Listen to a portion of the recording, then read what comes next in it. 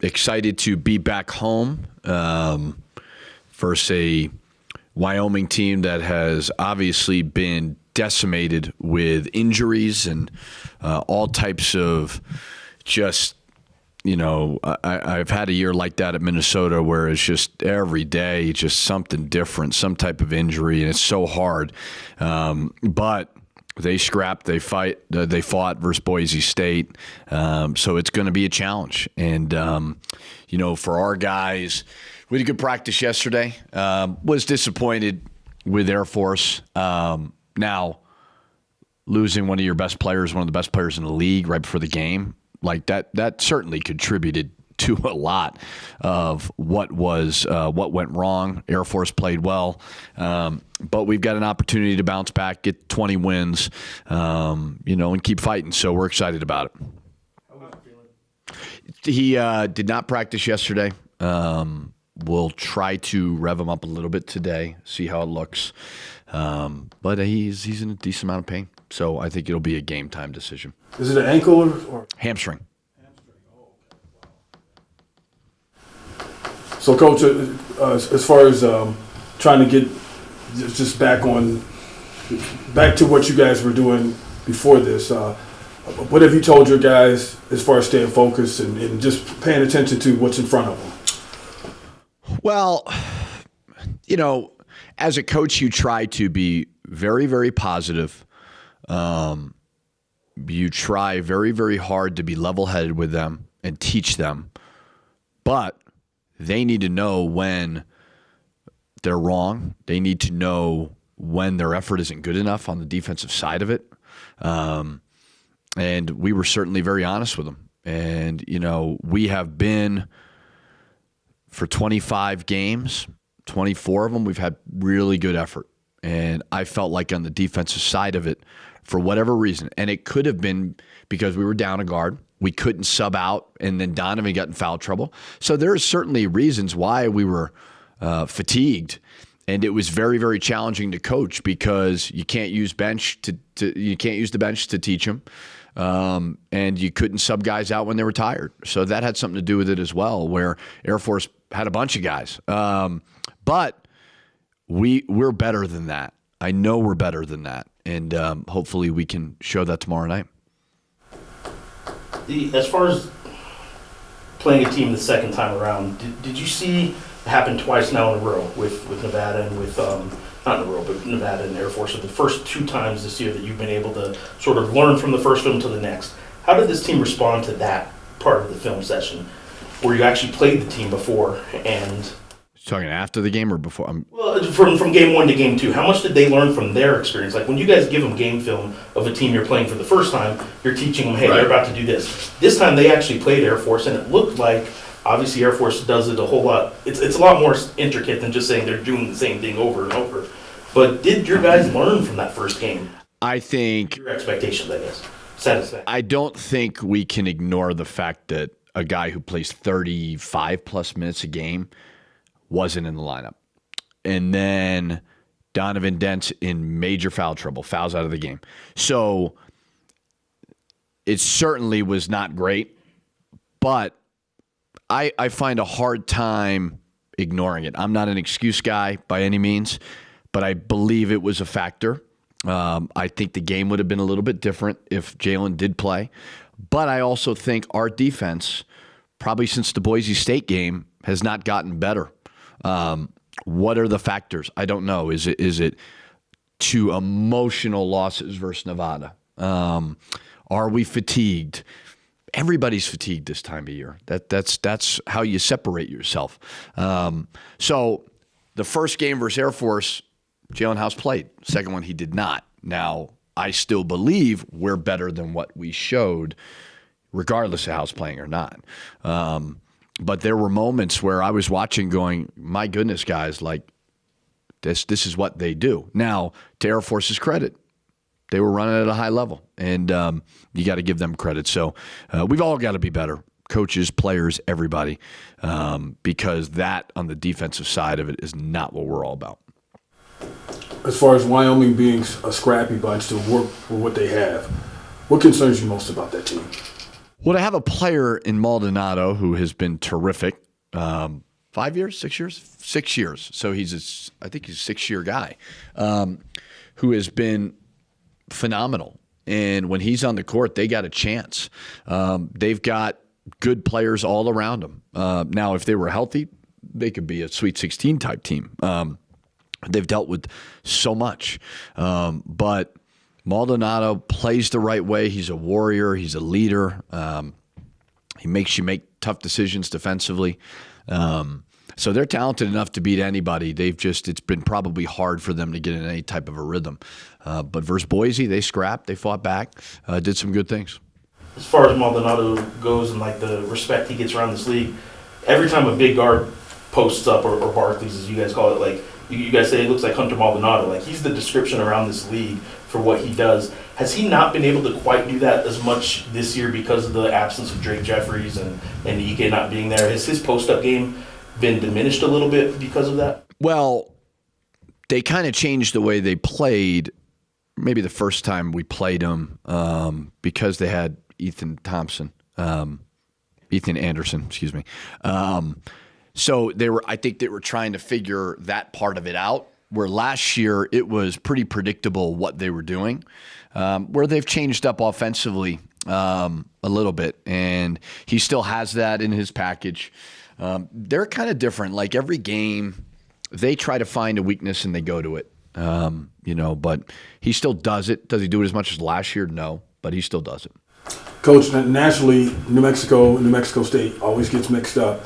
And this latest thing with these allegations at New Mexico State, there was a picture with the Lobos, and then in NBC, and then in the story they even had pictures, like they had Jalen House on one of the slides there. Don't you think that's damaging? I mean, that's. No, I don't think it's damaging. I think it's just somebody not doing their job. I think anybody that pays attention knows it's not. So, no, I think it's people not doing their jobs, but I don't think it's damaging at all to us. Well, one follow-up to that. Did you talk with, like, Jalen and Javonte were the two guys that were on NBC Nightly News, their photos. Did they say anything, or have they ever brought any concern up to you about it? No. I don't. No, I wouldn't even address it with them because it's a mistake that somebody's not doing their job. That's not on those guys. I was just curious, just because of I just being on this side in this business. You can't make, that's a big error. That's why you're a professional. I mean, I don't know what goes into that. I mean, it's obviously a mistake. We kind of laugh about it from time to time in other situations, but this is obviously serious. But like anything else, I mean, when people make mistakes, own up to it, and just move on. So, I mean, because I don't want to do that either. I don't want to be, just. Yeah. I don't know the whole process of the whole thing. I mean, I would assume it's nothing intentional. So just they need to fix it on their end. While we're on that subject matter of the New Mexico State situation, we'd be remiss if not asking the other head coach in this state, what do you think about what's going on, the unprecedented nature of shutting down the program in the middle of the season? Yeah. Any comments on what's going down there? Yeah, I mean, that's the word I would use is unprecedented. I don't remember any program shutting down in the middle of the season. It's just from what I've read, it's heartbreaking. As somebody with children who I want them to play in sports, you hear some of those things and you don't know what's true or not. I mean, I'm not judging anybody. Things happen all the time, unfortunately.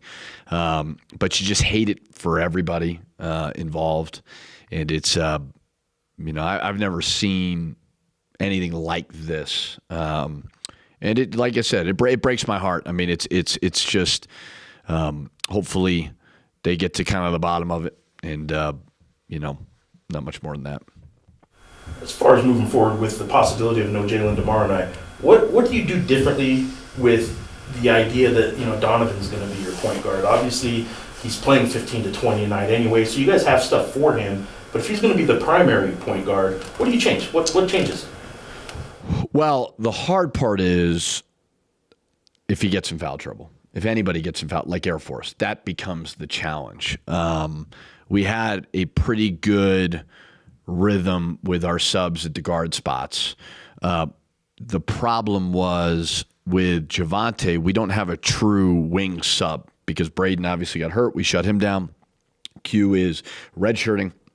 So now you're put in a position where you are just playing Donovan, KJ, and Mash together, and you can't sub anybody because I had Javante at the foursome.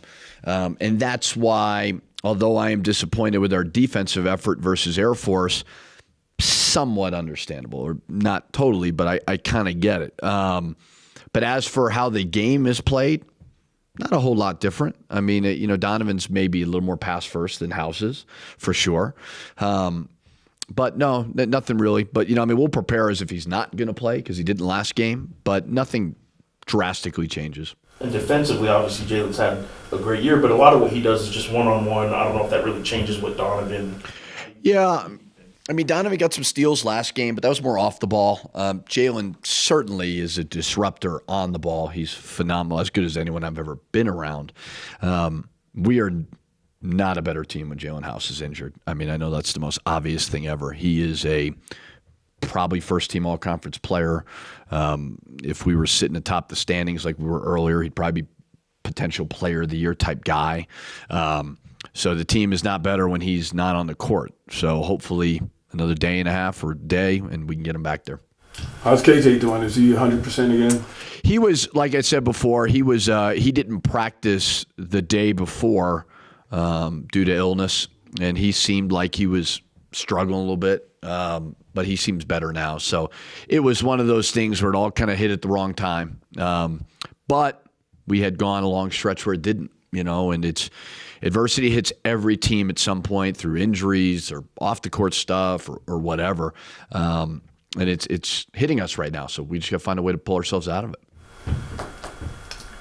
Anything else for Coach? I just got one, Coach. Losing 3 in a row, being at home tomorrow, just from a standpoint of trying to get momentum going again, how big of an opportunity is tomorrow night? Well, it's the opportunity because it's right in front of us. I've said over and over again, and it may sound a little boring, but they're all the same to me. They are. And I don't know if I truly believe in momentum as much as everybody else does. I truly believe that we got to learn from Air Force, and we had a great practice yesterday. Let's go have another great one today, and let's see if we can go get Wyoming tomorrow. So I don't look at the momentum part of it. I just look at getting better every single day because it's such a long season. And, you could say, oh, you lost 3 in a row. Well, we've won 19 out of 25. It just depends on what your perspective is. And for every argument, one way maybe it's good, one way it's bad. You just kind of keep it going. I mean, it's Nevada. We could have won. We could have won them both. Utah State, we weren't great. I think a lot of that to Utah State. I think the injury to House affected our team versus Air Force. We got to be better though. So. I don't approach every day like you lost 3 in a row. Let's get some momentum. Like I just say, let's go see if we can beat Wyoming. So tomorrow's Valentine's Day. You guys got a single section, you got a couple section. You have any Richard Pitino Valentine's Day stories that you can share? I didn't even know tomorrow was Valentine's Day, so I gotta get on that. Basketball coaches do they get a pass for not remembering Valentine's Day? I've been married for I don't even know how long I've been married. So I'm married, so Valentine's Day doesn't count if you're married. 14, 15 years, whatever it is, I don't know. I drove the kids to school today. She can't be mad at me. No, I don't. Holidays during the season are really, really hard. Now Valentine's Day is different, but no good stories there. Just that you're going to be in trouble after she sees this. Yeah, I'm always in trouble with her. So as long as we get the win tomorrow, I'll be good. Are you a candy guy or a flowers guy? Not a flowers guy. I'm a candy guy. 3-game losing streak. I'm even more of a candy guy, eating late at night. But no, I'm not a big flowers guy. But I took my daughter to school, and she had some big poster board and hearts and all that. So.